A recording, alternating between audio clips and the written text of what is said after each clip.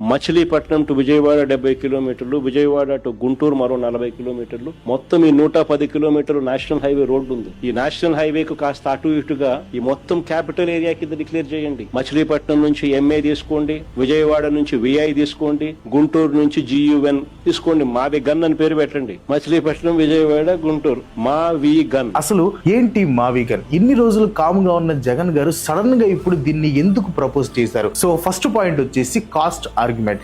Scratch నుంచి ఒక green field capital ని కట్టాలంటే జగన్ గారు చెప్పినట్లు చాలా ఖర్చు అవుతుంది. 2025లో PM మోదీ గారు అమరావతిలో 74 ప్రాజెక్ట్స్ కి ఫౌండేషన్ స్టోన్ వేశారు. ఆ 74 ప్రాజెక్ట్స్ వాల్యూ వచ్చేసి 49,000 crores. 74 ప్రాజెక్ట్స్ కి 49,000 crores అయితే ఇంకా అమరావతిని ఫంక్షనల్ క్యాపిటల్ గా చేయాలంటే కొన్ని lakh crores అయ్యే ఛాన్స్ ఉంది. పాయింట్ నెంబర్ 2 వచ్చేసి ఆల్రెడీ డెవలప్డ్ థియరీ. జగన్ గారు చెప్పినట్లు మచిలీపట్నం, విజయవాడ, గుంటూరు కారిడార్ అనేది నిజంగానే బాగా పాపులేటెడ్ ఏరియాస్ లో ఒకటి.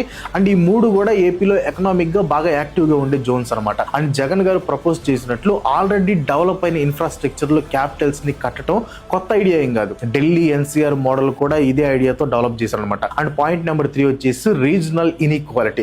అమరావతి ఫేస్ చేస్తున్న ఒక రియల్ క్రిటిసిజం ఏంటంటే అమరావతి క్యాపిటల్ ఇన్వెస్ట్మెంట్ అనేది ఓన్లీ వన్ జోన్ మీదనే హైపర్ గా కాన్సన్ట్రేట్ చేసి మిగతా ప్లేసెస్ ని ఇగ్నోర్ చేసే ఛాన్స్ ఉంది. అలా జరిగితే తెలంగాణలో ఓన్లీ హైదరాబాద్ డెవలప్ అయినట్లు ఆంధ్రప్రదేశ్ లో అమరావతి మాత్రమే డెవలప్ అవుతుంది. దీనికి ఆన్సర్ ఎలక్టోరల్ జాగ్రఫీ.